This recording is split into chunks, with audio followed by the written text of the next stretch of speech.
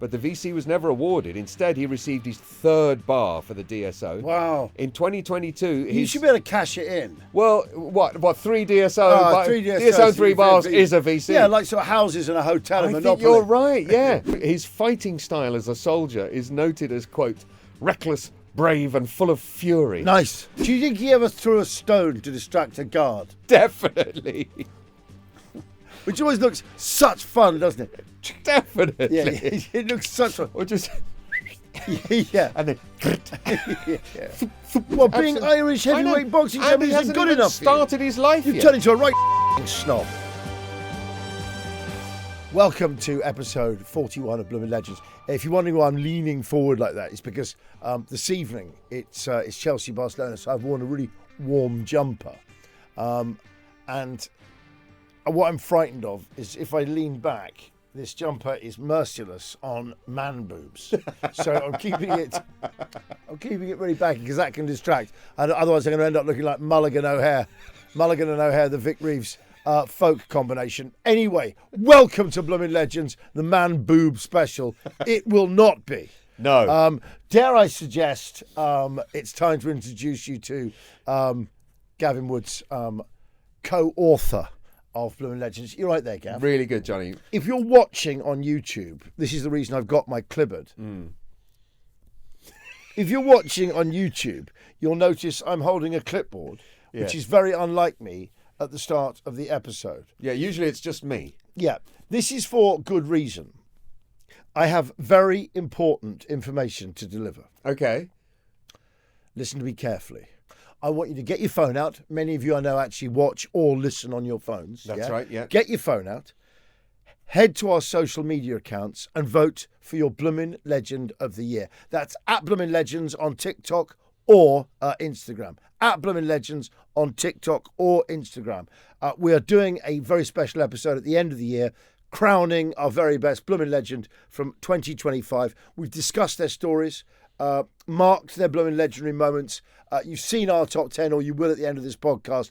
It's now time for you, our dear listeners, to decide who is the Bloomin Legend of 2025.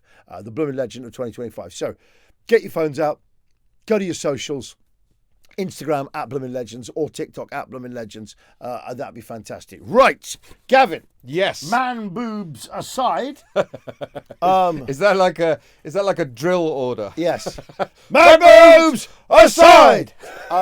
Dare I suggest? Yes. What do you dare suggest? That we start to first of all wonder whether Ben, our producer, who wasn't here for our podcast episode 40, Harry Houdini, yes, who made it into the top 10, could I just wonder aloud, dare I suggest that at the end of the episode today, there might be some trouble when we get the leaderboard out. We will have to have a what we call a reckoning. Yes. With Ben, the producer. The reason we'll do this is we have a Bloomin Legends board which was put together blind. So the 10 was not necessarily as Gav and I would liked it. But our producer Ben, who's a stickler for the rules and procedure, wasn't here last week. We wanted to put Harry Houdini in at 7. Yes. No, yes. No, well, at 8. Yes, he went in at 7. He went in at 8.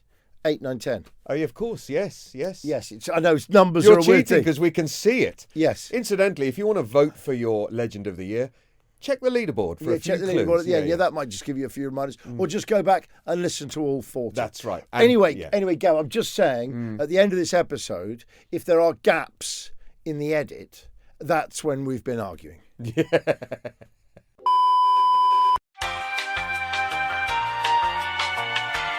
Gav, let's get to it's podcast 41, Bloomin Legend 41.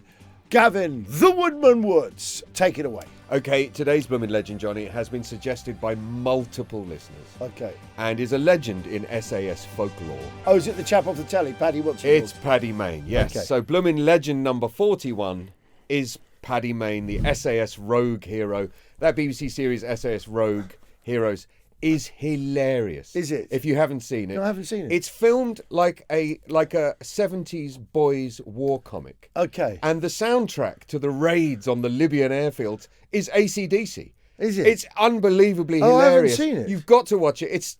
Everyone knows it's tongue in cheek. They've cartoonified it. Is it? But it's hilarious. Is it really good? And it's quite accurate. It Okay. is quite accurate. But it's Okay. amazing. His character is amazing. So, quick roundup. Yeah. Paddy Mayne was the SAS's original wild man. Everyone knows the Special Forces recruit people that have got a bit of a wild streak in them. You fucking rules a fucking meeting! Because they have to be super adventurous characters yeah. to take on what they do, sometimes on their own. Yes. Behind enemy lines. Anyway, he was an Irish rugby star turned unstoppable wartime commando. Yeah. Right at the beginning of the SAS, he joined the SAS in 1941 when it started. Quickly became its most feared and admired leader, especially when the original commander, got captured. Yeah. Paddy Mayne took over. My Uncle Ted was in it at that time. Was he really? Yeah, he was. Wow. Yeah, he lost a leg. In Africa? No, he lost it. No, he lost a leg later. He survived that. Oh, right. He lost a leg. What is it, like a farming incident or something? Sometime after D-Day. Really? Yeah. Yes, because they were involved with D-Day. Yes, they were. Yeah. So he joined the SS in 1941. He personally destroyed over 100 enemy aircraft himself. Did he? I'll come to it later, but he would Yeah. sneak into the airfield, usually an Italian airfield in Libya. Yeah. And he would plant bombs quietly on each plane. I And then tell just you. before he got out of there, light them up. But do you know what strikes me? The thing about that, though, is Italian airfield. I'm not diminishing it. No, but easy-ish targets, because they would never have assumed anyone would try that. But also, in that area of the world. they're all having a glass of wine and a big dinner. Well, they were. You know, Italians They are were always having going to dinners. eat well. Yeah, that's right. Yeah. You know? Plus, no one had bothered Right. coming to them there No, before, no. and they also didn't think anyone was hiding in the Yeah. desert because they were mad enough to live in the desert. No. I think I'm not diminishing what he's done there. No. But if I was to choose, you could have any target you like. I say, can I do something late at night after the Italians have eaten? Maybe an airfield, So, but in North airfield, Africa when they're something yeah, in yeah, a room, yeah, very remote. Yeah. Somewhere they're not expecting me, and they're probably still near to Italy, so they're getting some good supplies. Absolutely Yeah, right. Anyway, so 1902 is when he is born. Robert Blair Mayne, otherwise known as Paddy Mayne, January 11th, 1902. Is Blair in his name? Robert Blair Mayne. Okay, Yeah, okay. that's his full name. Yeah, because Blair Castle is home to the Duke of Atholl. Where is that? It's in Scotland. Right, okay. And that's of course the home of the last private army. Oh, is that right? Yeah, in Ireland I would think they're very conscious of I would imagine, of names. yeah, And if you're absolutely, if you're putting Blair in your name. Right, it's a signifier. Yes, it is. So Could be a bit of warrior blood in there. Sure, yeah. So yes, like it says, it personally destroyed over 100 enemy aircraft. Plus, he led some of the boldest raids, especially in Italy and later after D-Day, but starting out in Africa. We're doing him as a Bloomin' Legend because it is the 70th anniversary of his death this week. Is it? Yeah, he grew up in a respectable Presbyterian family, quiet, disciplined upbringing. Hey, discipline. Which is interesting because he was a proper wild man. Yeah. His family home. So he's Scots-Irish. Yeah, his family home was called Mount Pleasant House. Do you know something? There must be something that really annoys Robert Blair Mayne. Yeah, but he's called Paddy. Paddy, yeah. Simply because he's Irish, right? Right, yeah, he's from Northern Ireland. Yeah, Right. He's from a place called Newtonards, County Down, Ireland at the time, now Northern Ireland. Yes, yeah, but Caney Down. Caney Down. No, but you're talking about that. He is Blair quite consciously, I would Right think. enough. Okay. Right Sorry, enough. the Duke of Atholl, as we discussed on a previous podcast, is the only person in Britain who's allowed his own army. Is it still the case? Yes. I thought you were joking. No. I thought you meant from history. He was the last to have one. No, He can he's have one still now. allowed his own army. Yeah. Has anyone asked him why? No, he but needs he's one? allowed it. The Duke Oh, of it's Atholl. so funny. And there's the Murray of Atholl. I think his surname is Murray. Right. Or that's part of the Murray. The Murray of Atholl. Wow. And their home is Blair Castle. Wow. Yeah. Anyway, 1910s to the 1920s, this is his early schooling and his rise through the rugby ranks. Right. He attends Regent House Grammar School, where he becomes a sporting legend. He takes up golf, cricket and rugby, Yeah. playing for the first 15 at the age of 16. He begins playing for the local men's side, Yeah. Ards RFC. But you Obviously, see, short these are strongholds of Britishness in Ireland. 1920s Northern Ireland. Oh, this God. is the toughest rugby you probably ever played. but this ever is played. real, proddy statement. Full on. No, Yeah. all of those as regard as foreign sports, alien sports Yes. in the South. For Yeah, years, yeah. for years they were. I've got an old friend of mine, Phil Douglas. Yes. who I know through Dave Allen. Dave Allen's best mate. Yeah, I used to know them a bit. And he played for London Irish. Right. But because they even liked rugby in Ireland, absolutely shunned. Seen as like contaminated by Britishness. And I've got to say, rightly so. Sure. Yeah, absolutely. Whilst he was at school, he joined the Rifle Club and was shown to have an exceptional aptitude as a marksman. Did he? Which will come in handy later. Later, he read law at Queen's University, Belfast, trained to become a solicitor. He actually qualified later on. Of course he did. Of course he did. Sports career. Was it easier but wait. His sports career took over, which is the easy? dream, isn't it? Imagine having like a proper career, like you're going to be a doctor. Yes. But Scotland keeps calling, or England keeps calling. This is what worries me, is back in the day at schools, people just were whatever they wanted to be. I'd like to be a doctor. I think I'll do that. Yes, you go to a good enough school, you can be one. Yeah. We'll muddle through. I'd like to be a lawyer. Yeah. Good. I think I'm going to be a barrister. I think I'm going to go to law school, and that's it. Yeah, but it wasn't even lawyer. They'd be like, no, I want to be a QC. Yeah. I'm going to be a judge. I'm going to be a QC. I'd like to be, I don't know, just a sort of provincial conveyancing lawyer. That's right. But you get the feeling all of them have some clerk behind them. Right, and once who is from a grammar school and is incredibly bright. Yeah, and trying really hard. Trying really hard, but thank you very much. I'll take those papers. I'll do. Thoroughly, I can read. And my career flourishes. Yeah, right. But what worries me is I think a lot of those people were fucking doctors. Absolutely. Also, never going to get fired when you chose a career in the 50s. Yeah. No worries about the company going out of business. Yeah, but sort of doctors who would never get qualified today. Because there's too much to learn. Not a chance. Lawyers who would never pass today. Not up against all these keynotes. Also, and let's not even talk about vicars. Jesus. Anyone. Oh, I better join the church. Well, all those professions. You see those village rectories. They're like a stately fucking home. The money they had, And also, sort of jokingly, all those professions, it was always jokes about which one spent more time in the pub. Yeah, right. Journalists or on the golf course. Yeah, or on the golf course. Yeah, and sort of joke. Are you looking for the doctor? You'll probably find him on the golf course. On the 9th hole. You'll probably find him on the 19th Perhaps hole. go and ask him about your knee there. Smashed out of his head. Anyway, so Paddy Mayne takes up... Smashed out of his head with a vicar and a lawyer. I'm looking for the doctor. He's probably pissed out of his head at the 19th with a load of other professionals. Bloody good doctor, though. Yeah.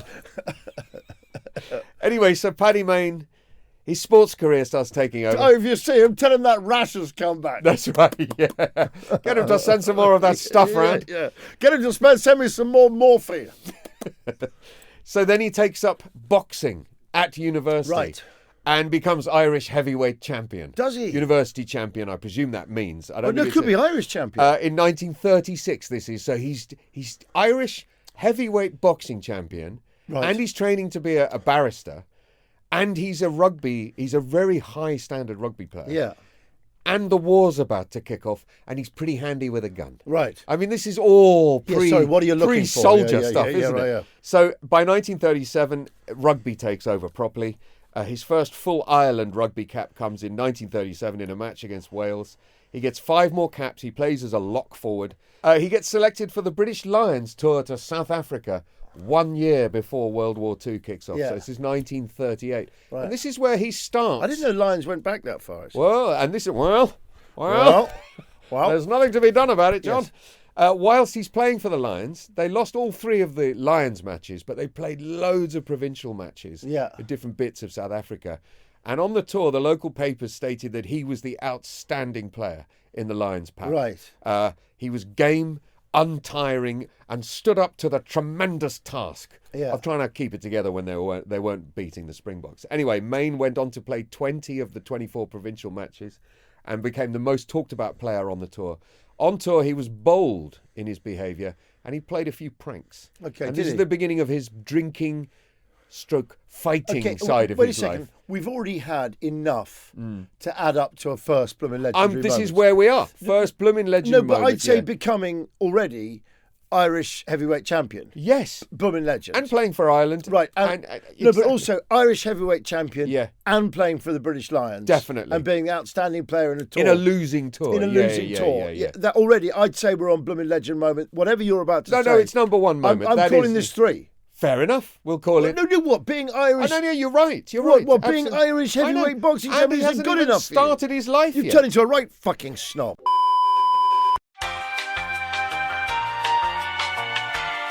Oh, well, we've got a hell of a leaderboard. No, I know up we've there, got a hell John. of a leaderboard, but I'm just saying. Come on, we're at least. If that's not good enough, Yeah. those are two. No, 100%. No, 100%. in the context of this isn't even why he's Oh, I know, overall a that's Bloomin' Legend. why You know, that if you've is- got to a that guy is- who's already Irish heavyweight boxing Yeah, champion, yeah. and the word heavyweight is in itself. Whilst training as a Heavyweight. solicitor. Yeah, whilst training as a solicitor, he He's a became Irish heavyweight boxing champion, a great golfer, Yeah. and he's played for the British Lions at rugby, where he's the outstanding player in the tour. For Yeah. me, Gav, whatever you say now, we're on moment number 3. We'll call it moment Gav, number I don't 3. give a, I don't give a stuff Yeah. how you challenge me. No, there's nothing to be done about No, it. there's nothing to be done. Absolutely right. Okay. And whilst on tour, he apparently threw a hotel room out of a TV.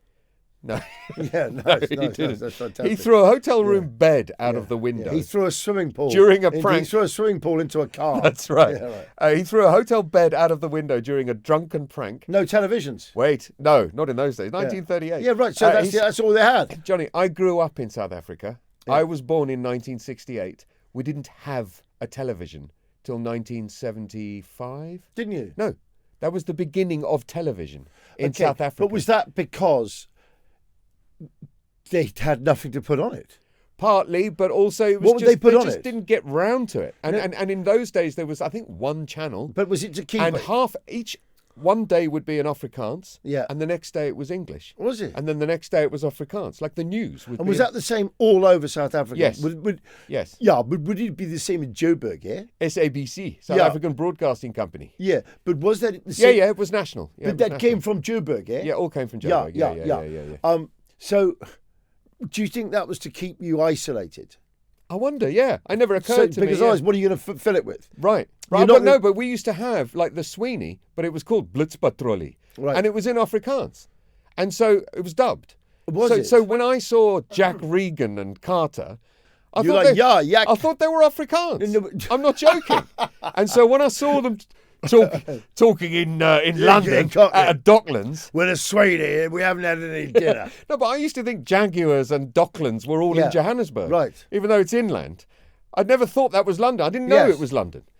But there you go. Didn't you? Yeah. No, So I you had watched no the idea. Sweeney Yeah, thinking it was that called was Blitz, South It was Africa. called Blitzpatrollie. The Blitz Patrol. I'm not exaggerating. You used to watch Yeah. it, thinking, God, I know. Johannesburg's massive. I Look at that solid great cathedral. I mean, I was 8, but Look yeah. at that cathedral. I know, You must exactly, have, yeah. must have blown your mind as the Sweeney It raced looks, over. it looks raced just over, like Oliver Twist up there. as the Sweeney raced over Tower Bridge. Exactly. A young woodman was like, wow, I have to get to London here. And that was 1975. So Yeah. you imagine 1938, there's no telly. Yeah. Radios, that's it. Yeah, wireless. Probably World Service. Yeah. And whatever broadcasting Yeah. in South Africa. Anyway, he smashed up a friend of his hotel room and left a letter saying it was someone else. That's brilliant. He also freed a convict who'd been imprisoned, who was working on the construction of Ellis Park, which is Johannesburg's big rugby stadium. And finally, he snuck out of a formal team dinner to go antelope hunting. Did he? With his bare hands, Well, no, but that's He heard there was a place you could hunt the big 5 with your bare hands. No, he would have wanted a chance to get a 303 in his hand. Yeah. And he would have. That's the kind of idea you get during a dinner. That's the kind of idea you get when you've had some drinks. Put it this way, now I really detest from every point of view the idea of hunting any of the big 5 100% for money or anything. Yeah, I hate it. I know there's I these, love it when lions eat the guy trying to shoot it. Particularly because it's some sort of MAGA guy, Dentist with MAGA dentist guy, billionaire who's paid 50 grand for a rhino to kill a rhino. But just as I don't hold it against Prince Philip for despite being president of the World Wildlife Fund, he was the last royal to have hunted and killed a tiger. Is he really? Yeah, he was. He shot a tiger. He shot a tiger. Yeah, but, and it's awful. But you know what? It's so stupid, It's awful. isn't it? Yeah. But I have to say, in the 20s, you were out in the bush there, and there wasn't all these Land Rovers stuff. This was that was old school horse and It's cart like I don't hunting. particularly hold it against Hemingway either. No, not really. And I know And they would eat most of it as I well. invite your comments out. It's just if all you've got between you and them, is a bit of canvas in your tent, and you know they're all night predators. Oh yeah, that's different gravy. Yeah. And also, I don't believe this man's a coward. Oh no, he's definitely not a coward. Right. So also, back antelope hunting. That's a bit like cattle farming. No, but isn't he probably other things he wanted to hunt. Maybe, yeah. Anyway, I just love the idea that he's at a dinner and he's had a couple, and someone goes, "Sod this bloody thing. Yeah. Should we go and shoot some antelope?" Yeah. Bloody good idea. Yeah, he didn't shoot lion. No, he went to shoot antelope where they were sort of lying around. Right. Yeah. Lying around. Exactly. Anyway, 1939. He continues to play for Ireland, whilst also completing his degree. He qualifies as a solicitor, but it seems like a waste of talent because while he's there, he's also a cadet officer in the Army Reserves because he fancies a bit of military. What regiment do we know? Well, yes, it was the Ulster Anti-Aircraft Regiment. He becomes a full officer in that regiment. In 1940, though, he volunteers to transfer to the newly formed Number 11 Commando. Scottish. Right. A Scottish unit. Okay, the number 11 Commando. Yeah. In 1941, he gets 2-9 Commando was always that's where I wanted to. Was it not 4-2? 4-2's the big one, isn't it? 2-9 Commando was always where I felt. Oh, is it? Okay. Yeah. Anyway, so in 1941, the war's already going. He gets recruited into the SAS. The Scottish Commandos are deployed as a unit in 1941 to Syria and Lebanon. The Syria-Lebanon campaign, and this was his first combat. I think you might be getting muddled with 14 Company. No, I'm thinking of Det. Who's that? What's his name? Who we interviewed from SBS? Jason Fox. Jason, yeah. So Yes. Foxy said when he told us that story about the guy that was bullshitting about having been in the Commando unit, they asked him which one, and he went, "I was in 42," which no one ever says. They all say 4-2. Right. So 4-2 was the cool right. Commando unit to have been you want to be in 2-9. Yeah. Anyway, so I don't know. Who but cares? I know that's a really good one to say. Yeah. It seems to stop conversation. Oh, I'm sure. Yeah. Oh, he said 2-9er. Well, number 11. These are early Commando units. These are so the Scottish Commandos are deployed in 41 to the Syria-Lebanon campaign. Always lie. You're in Special Forces if you think you're with someone who is lying. They're in Special Forces. That's a good idea. So you can play bullshido tennis with them. No, but the funny thing is anyone who's in the army tends to want to push you in the direction of them being in Special Forces. Right. They want to make you think that by saying they can't say it. Yeah. Right. So you say, no, you say it straight out. I was. Yeah. I was. I get the same thing. Yeah. And they're suddenly like, no, because they sort of think, I thought it wasn't either. It's really frustrating if you're a total liar for someone who's half lying, particularly like members of I tell you who gets really annoyed about it. People who were in the paras but weren't in the SAS. Yes. Which isn't that many. No. As far as I can work And the paras have their own sort of scout units and pathfinders and all that. sort of elite units. But it's really annoying when someone who's half bullshitting. And isn't also if you've been all the way into some really secretive SAS you just unit, say you're in the army. You just say I was in the army. Yeah, I was in the army for a bit. Yeah. I always think that's the most suspicious thing. But if you've got one tattooed arm and a Rolex and your hair's a bit long, you're in the SAS. Well, no. I'd say anyone who has been out of service for a while but's got a beard. A beard will do it. Beard's a real sign of something. You've been serving in the Middle East. We don't know, Gav. But beards, I think, are quite sus. Anyway, so yes, he ends up in the Syria-Lebanon campaign, first sight of combat for him, but he has a turbulent year. His fighting style as a soldier is noted as, quote, reckless, brave and full of fury. Nice. He caught the eye of David Sterling for that reason. Right, okay. Sterling was also like a dreamer. He was an adventurer. He wanted to do crazy things. Yes. And think outside the box. Which is why the SS was then disbanded for a bit, wasn't it? After the war, yes. And it had to be redone in the end. Yeah. Anyway, he was stationed in Cyprus, had a few run-ins with superior officers. And yes, I think this idea of someone being full of bravery and full of fury, a nutter is what they're talking about. Yeah, they're talking about a nutter. And that's kind of, again, what they're kind of looking for. Yeah. But not an out-of-controlled nutter, a controllable nutter. Yes, a controllable nutter. Yeah, absolutely right.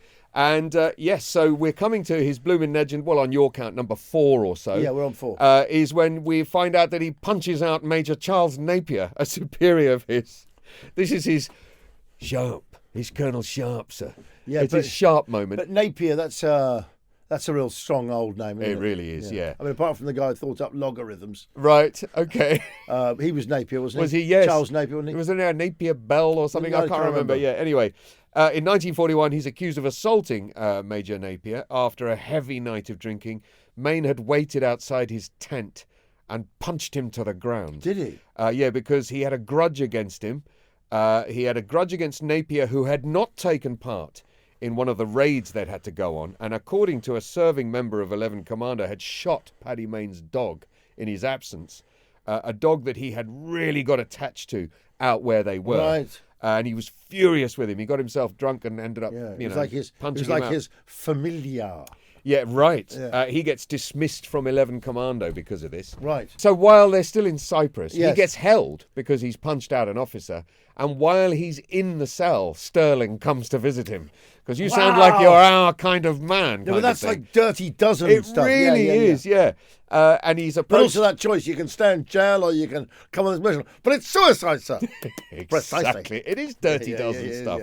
Yeah. He joins the SAS in late 1941 as one of the earliest members. Also, you get the feeling that the reason they hate their superiors is because they're not foolish enough or they're not reckless enough. That's right. They're not brave even enough. In a time of war, they're playing it a bit safe. That's right. Yeah. I want to get at them. Quartered safe out here. You said they're just desperate to kill people legally. That's their whole kind of it too. Yeah. It's probably a little bit what men like Paddy become addicted to. Oh, I'm sure of it. And after the war, a lot of people think they're drinking because of the things they've seen and done. No. I think what gives them, from the ones I've spoken to, certainly this is true of my Uncle Ted, they think about near misses when they've nearly got done, and that tortures them. Right. That's a lot of what can be confused. Is it guilt that it was No, they just replay it. Right. They just replay, I could have died then. Yeah. I just leant forward and the bullet went in the headrest of the car or whatever. Is one of terrifying. And so that really tortures them. Also seeing friends, but really just nothing filling the gap of feeling alive like that. Well, the cliche is rock stars, when their fame goes, they miss the crowd. They miss the adrenaline of 50,000 people. Right. But this is that times 50. Yeah. Because it's so intense. This is killing. The situation of being in a war like that. This is what fight or flight is there for. And you are literally addicted to the adrenaline of game, fight. It's the fight, ultimate game. Fight. Yeah. No, it is. It's what adrenaline's there for. Yeah. We all forget it. When people sort of mourn someone who's a base jumper, I think to myself, don't particularly have sympathy for adrenaline junkies who die. They're addicted to something that which might is just about kill them. Which is there for fight or flight. Yeah. They are playing with death. That's what underwrites the thrill. That's it. There's no thrill otherwise. When someone dies, you're thinking, yes, and that's why others will get a thrill out of it, but that's why you're experiencing this thrill. It's what we get, say, just from broadcasting. Oh, shit. Ow, my foot is trapped! The table! You see? Hold steady. Hold steady. Hang on.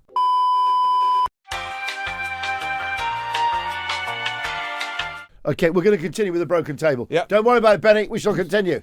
We'll continue. We're fine. We're fine. We're fine in here. Hang on. There you go. There you go. Good Martin's hot good as new.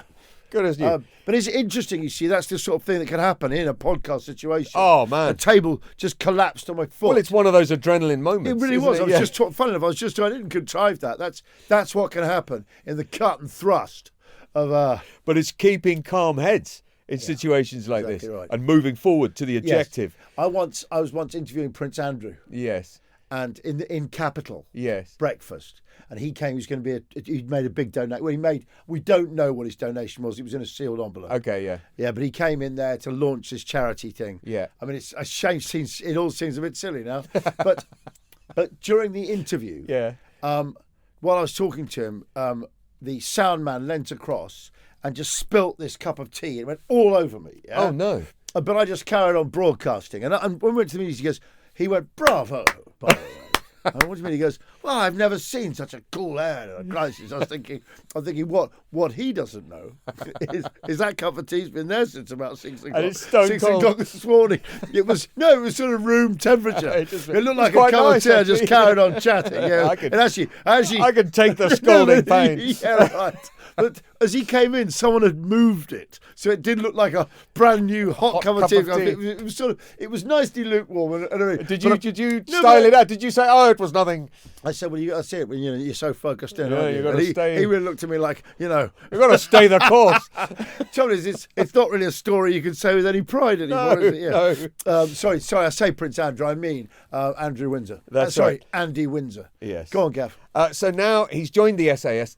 Bearing in mind, Sterling has basically gathered a few nutters in the desert. That Right. was the SAS. Yes. 5 officers He's gathered a few and nutters. about 60 men. Right. And a few later, they joined the Long Range Desert Group, and between the two of them, that Yeah. sort of became the original SAS. Yes. The Long Range Desert Group were a bunch of South Africans, Kiwis, and Aussies and Yeah. Brits Yes. who knew how to navigate in the desert. No Right. one else except the Bedouin Right. so tribes there's knew sort how of to do that. A few Anzacs and And that enabled them to hide in Yeah, the desert, right. which is why they were able to attack the airfields in North Africa, because no one else was in the desert. Of course, because you couldn't survive. Because South Africans and Zimbabweans, eh? No, they could read. They knew how to read the stars and everything. Yeah. What's the other one? Swazis. Yeah, Yeah. absolutely right. Yeah, you're right, eh? Absolutely. Anyway, Just now, we attacked just now, eh?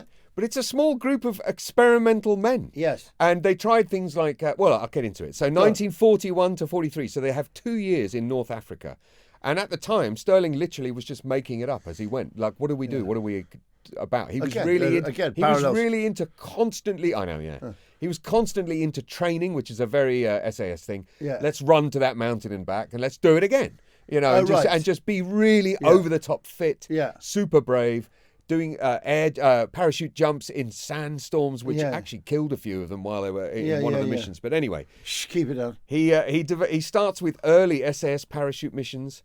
A couple of them were disastrous. One of them, they 60 of them go in and 22 make it out of there. Shit. Something like that. That's sort of numbers. He develops a technique to destroy airfields by literally driving a jeep laden with 50 cal machine guns. I think they had 2 on each jeep. Yeah. And just shoot the planes and drive away. It's so audacious. And drive back into the desert instead of somewhere else to a plane. Because these places are largely undefended. Of course, because they're North Africa. Because the North British African Army's nowhere near. Exactly. That's like, and it's one of the reasons the intelligence division called it the Special Air Service. They wanted the Axis powers to think it was a parachute, that there were thousands of them. There weren't. There were 60 of them. So they would just shoot the planes and drive away. Mayne became the SS's most feared airfield raider. He would creep into enemy airfields alone. Can I say Bloomin' Legend moment though? Well, we're coming to being called the number one airfield raider. Yeah, the number one airfield raider. Yeah, 100%. Yeah. So he would creep into enemy airfields alone, just with his rifle and a bag full of bombs. He would place a bomb on each aircraft and then just calmly escape as the whole lot exploded. This is boys' comic book stuff. It really is. But in reality, yeah. This is, you're right, a proper Bloomin' Legend moment. He accounted for 100 German and Italian aircraft himself, not just him and his men. That really makes a difference. That's quite a lot of aircraft. No, it is a lot of It aircraft. messed up their supply lines. They were flying stuff from North Africa to Italy. Yeah. So Mayne took part in the most successful raid of the war, the Desert War, in July 1942 with 18 jeeps. British and French commandos raided the Sidi Hanesh airfield. Avoiding detection completely, they destroyed 40 aircraft, escaping with the loss of only 3 jeeps and 2 men killed in action. That's an incredible success rate. That was amazing. This action won him the Distinguished Service Order, which he had. DSO. Yeah, he ordered. He had a couple of bars added to that by the time his career was ended. In fact, there is a campaign right now, still, to get him the VC, because the feeling was that they wouldn't give him the VC because he was such a rogue character and he had punched officers and stuff like that. Yeah. Anyway, 1943, his commanding officer, David Sterling, is captured. So Mayne unofficially becomes the acting commander of the SAS. In 1943, the unit is split into 2 sections, the Special Raiding Service and the Special Boats Section. He leads the SRS, which is the raiding section, until the end of 1943, and he gets a bar for the DSO for that service. Okay. But here's an account of what he did when he was... Maybe the reason he's not getting the VC is because he's in charge. Hasn't he got to be witnessed by... it does. Has he got to be witnessed by an officer or but something? he was involved physically with every operation. He was leading... Yeah, but that means you have a witness who's above you. You're right. There were other officers, but they were sort of below him. Yeah, yeah. It's weird how it worked because it was sort of unofficial. Once you're out there, Gav, Yeah. Plus, everyone knew each other in this unit. It wasn't that big. Yeah. So they all loved him because they knew he was the guy. Yeah. In July 1943, this is the account from the army. Major Mayne carried out 2 operations successfully. The first, the capture of a coastal defence battery, the outcome of which was vital to the safe landing of 13 Corps. Right. So they were going in just before 13, the main landing. By nightfall, the SRS had captured 3 additional batteries, right? 450 prisoners, as well as killing 200 to 300 Italians. Wow. This is 300 guys. Yeah. They took 450 prisoners, 3 coastal defence gun batteries, which would have been armed with machine gun guards and captured 450 soldiers. Christ! And also, this also smells a bit of the Italians going, holy shit, what's going on? Yeah. Look, let's just sort this out, you know. Yeah. Do you think he ever threw a stone to distract a guard? Definitely. Which always looks such fun, doesn't it? Definitely. Yeah, it looks such fun. Or just... yeah. And then with No, a silenced pistol. Throat slitters, aren't The second operation was to capture and hold the town of Augusta. The landing was carried out in daylight. they? Wow. This blew my mind. This is in SAS Rogue Heroes. You've got to watch it. It's so amazing. They have filmed this stuff in Sicily and Italy. It's really well done. They try and hold this town of Augusta. The landing is carried out in daylight, a most hazardous combined operation. By the audacity displayed, the Italians were forced from their positions and masses of stores and equipment were saved from enemy demolition. In both these operations, Major Mayne's courage, determination and superb leadership proved to be the key to success. So they loved what he was achieving. Paddy. But he was a bloody hard thing to control. He personally led his men from landing craft in the face of heavy machine gun fire. Of course he bloody By did. this action, he succeeded in forcing his way to ground where it was possible to form up and sum up the enemy's defences. So he was the one who found out what to attack as well. Good lad. Before 13 Corps could just casually Good land. lad. What a man. Yeah, good lad. Now we come to D-Day, 1944. Mayne has now been handed full leadership of the 1st Regiment of the SAS. Now they're called the SAS again. His 2nd bar was awarded for his service in 1944. Here's an account.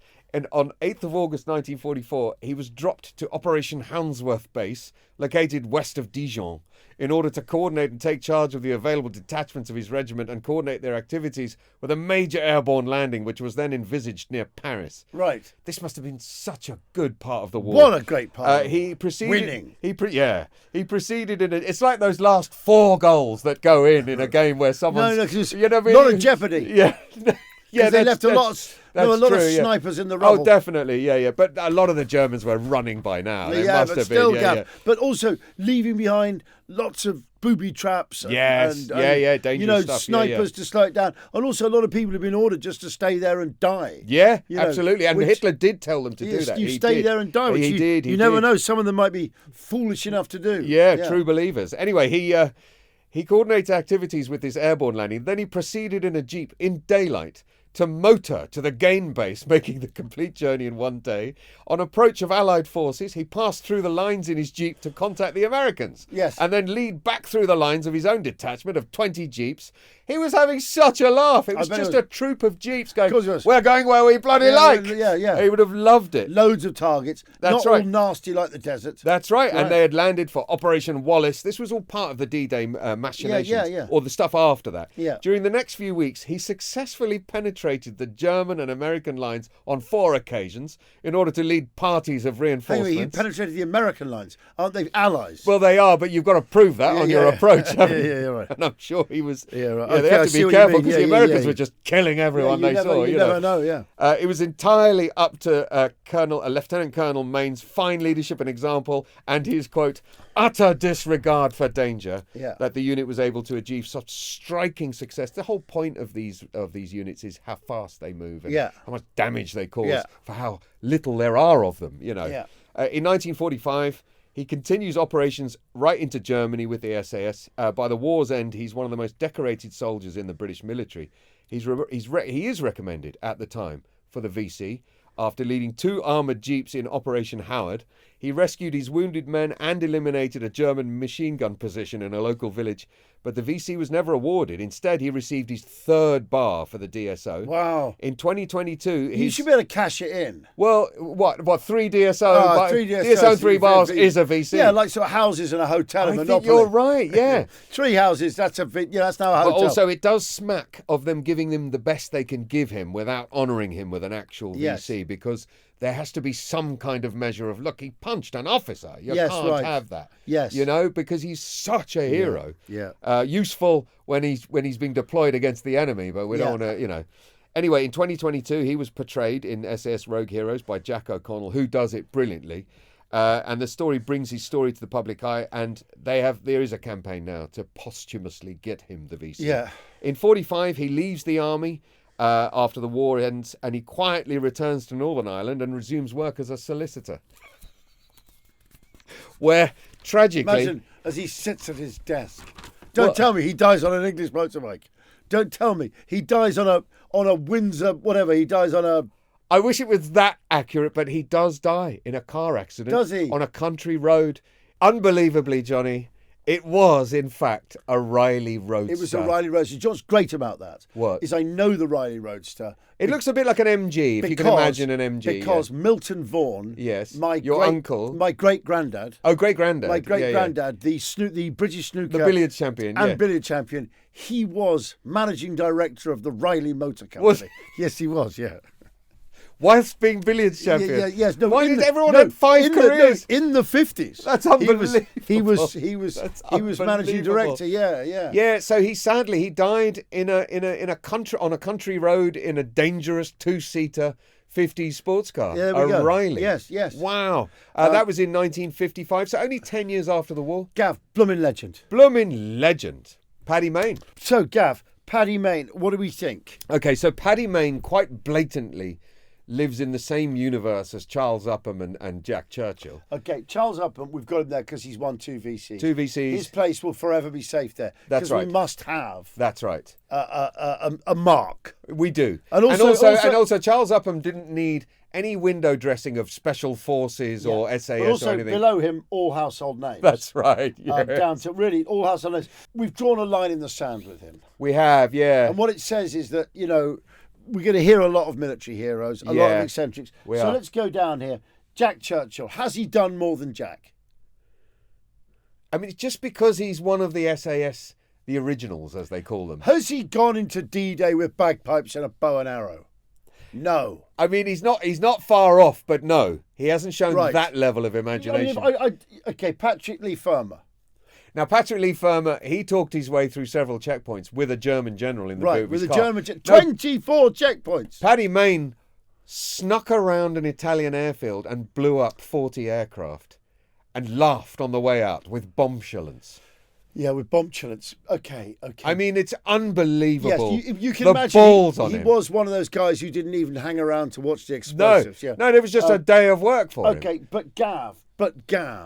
I mean, this is a hell of a top 10 to try and break into. It really is. It's really difficult. I mean, look at the names underneath. You've seen our military heroes.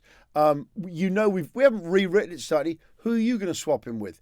Drop your comments That's below. a great question. We'll reserve judgment Yes. till next week. Yes, 'cause we'll pop him I'm down there. undecided about this at the moment. Yeah, I mean, I'm gonna starting pop- to wonder, do we need a top 10 legends and a top 10 legends military edition? No, we're not going to have time. No, we can't. We can't. Well, we could do. We can do what the fuck Just we like. military, We yeah, know that, yeah. But at the moment, look, whatever Paddy Mayne's done, Yes. he's never gone into battle with bagpipes and a bow and arrow at D-Day.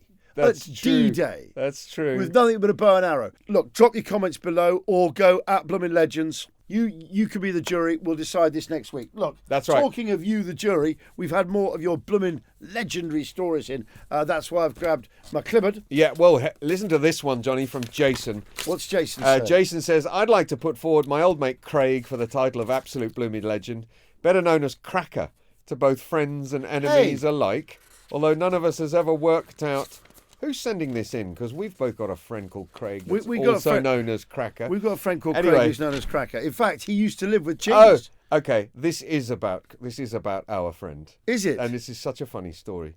Do you know Jason? I think I know which Jason this might be, yes. Cracker has always enjoyed the occasional tipple. I've told this story on the radio show. Yeah, I love before. this one, yeah. When his mum sadly passed away, he inherited her mobility scooter. Most people would have kept it in the shed, not Cracker, with his driver's license having mysteriously gone walkabout. After an encounter with the law, he immediately spotted its true potential, pub transport. Yes. The real magic, though... Can I just say about Cracker as well? He did used to share a flat with Cheese. That's right. And so you had Cheese and Cracker. It was unbelievable. The Green Lounge. The Green Lounge, yeah. So anyway, in the real Green Lounge, potheads, man, I know. Potheads to a man, as we're about to find out. He had this new hobby. So he used to drink at the Volunteer, which you know, the British Volunteer in Weybridge, and he would offer lifts to friends in the mobility scooter, sometimes without them knowing he meant the mobility scooter. I'll give you a lift. Anyway, yeah. So they would stroll out expecting... Yeah, but he had something wrong with him at the time, didn't he? Yes, well, he kind of dressed up the reason for the mobility scooter with a problem he had with his knee. With his knees, yeah. In fact... but he did have hampered mobility, I remember. He was hobbling about for a bit. Jason, who has sent this story in, has described that he would give lifts to friends, but I'm going to tell the actual original story. Yes. He had a friend who arrived at Weybridge Station from work, right, and asked Craig, did he have wheels? Yeah. And Craig looked at the mobility scooter and said, yes, I can come and pick you up from the station. So he went to Weybridge Station on the pavement in the mobility scooter. And at Weybridge Station, there's a long sloped road where all the people picking their husbands and wives up taxis are all in this line. And all the commuters come out at the end of the day and they get in whatever car and they go. So Craig gets in the queue of taxis and picker-uppers. And his friend comes out and sees that he's in a sits next to him with his briefcase in between them, and they start going up the hill, but it's an electric scooter. So it doesn't have the power? No, people walking up the hill were going faster than them. They were, yeah. And they had the indignity of sitting on really high up on this scooter. Yes. And being driven to the pub. That's all we've got time for on this week's podcast, Gav. We can do more Cracker stories as we go, but... we will do down the line. Maybe we'll wait for podcast 45 before we get another one, which is about the chase in the park. That's a different story. He actually got into a chase. That's right. Cracker. But if you want to get in touch, bloominlegends@global.com. Do email us, please. Or you can drop us a note on our socials. Bloomin Legends, that's on TikTok and also Instagram. Or just drop a comment below. That was episode 41 of Bloomin Legends. Do comment about whether Paddy Mayne should get in the 10 or not. I'm undecided, so is Kat. It'll be a tough call. Speak to you at 42.